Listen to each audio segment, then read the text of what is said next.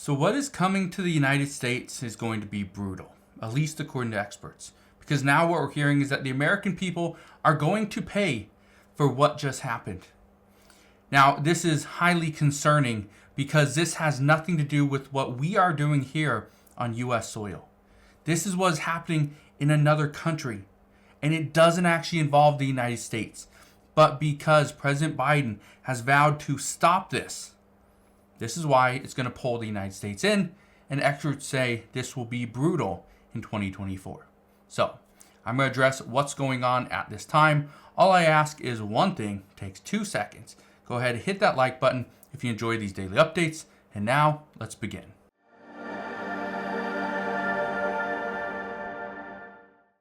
So there are a handful of problems that are impacting us here in the United States. Border security is one. Our contributions to other countries are another. And then Congress and the Biden administration and our presidential election. All these things go hand in hand, combined make a massive crisis. I want to explain why. Because something happened this morning that President Biden himself has said this must be stopped. It's because of this. President Biden said on the Russia's aerial attacks on Ukraine that Vladimir Putin must be stopped. Now, I want to be very clear on something. What we are about to see is that the United States is going to increase the intensity of these negotiations and discussions amongst lawmakers. Lawmakers have been fighting to either see or deny funding for Ukraine. Democrats say we have to send additional $60 billion to Ukraine or else Russia is going to win this war. Where Republicans say, absolutely not, we're not sending another penny until we get border security. We increase our border security, change the border policies, fix the immigration crisis. Those are things that must be done. Now, I want to read you what President Biden had to say today. Look at this. It says, it is a stark reminder to the world that after nearly 2 years of his devastating war, Putin's objective remains unchanged. He seeks to obliterate Ukraine and subjugate its people. He must be stopped. Now, one thing that we have seen is that Vladimir Putin is going to continue to attack Ukraine until he gets what he wants. According to reports, Ukraine isn't going to be free of this war probably for another 5 years. The report that came out yesterday says Russia is able to continue to attack for another 5 years.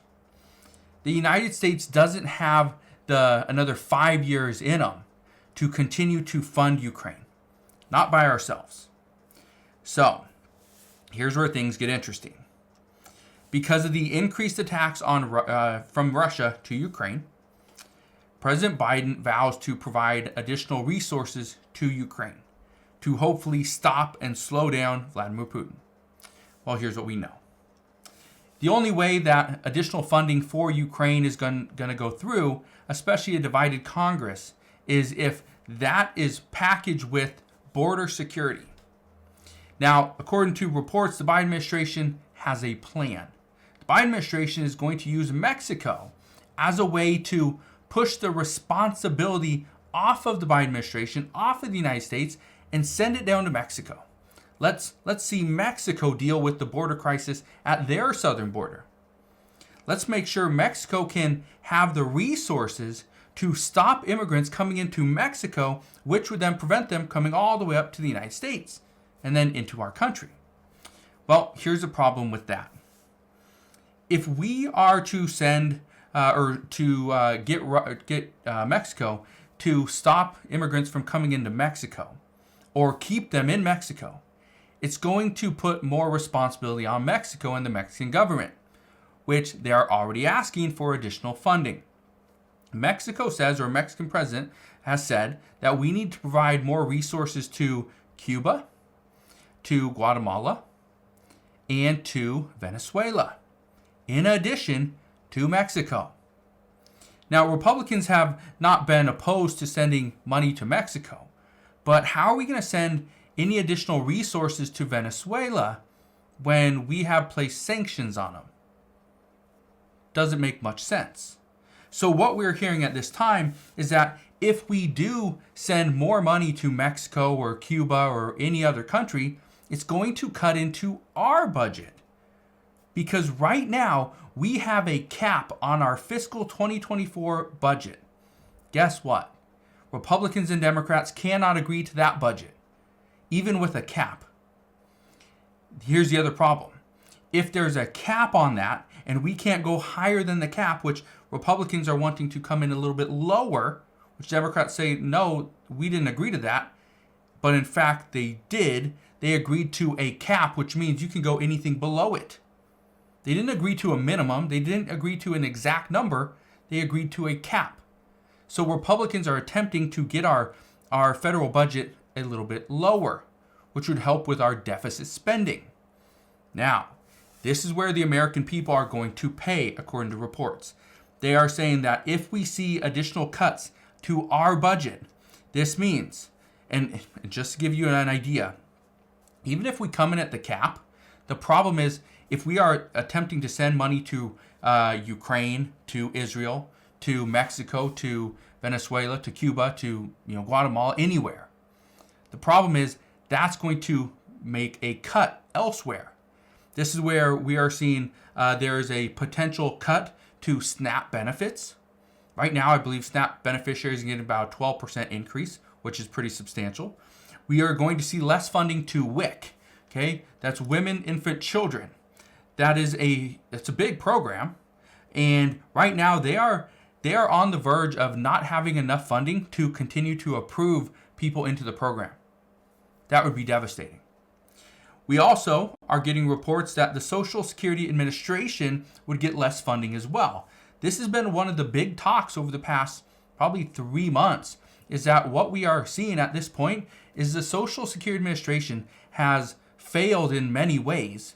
And so they have actually went back and targeted people because of overpayments, which were kind of the problem because the Social Security Administration was not really going through their paperwork and doing things diligently.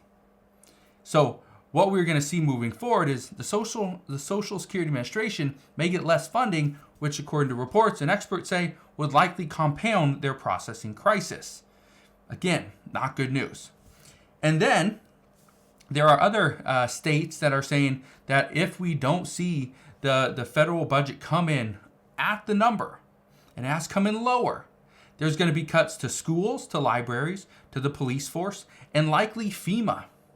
FEMA is likely not going to get the money that it needs. Well, this is a major issue, especially for people in like the Ventura, California area that just the other day went through this massive wave, right? And some people lost their lives. Some people were critically injured. Many people have millions of dollars in damages.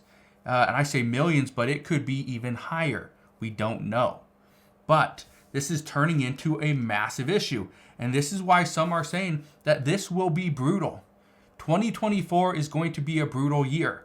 And keep in mind, all this stuff is happening coming up and leading into a presidential election. This is going to turn into an even bigger crisis than what we are facing today. Because what we are about to face is certain lawmakers and people running for the presidency are going to start to bash the other party, but at the same time promise things that they know full well that they will not be able to ever pass.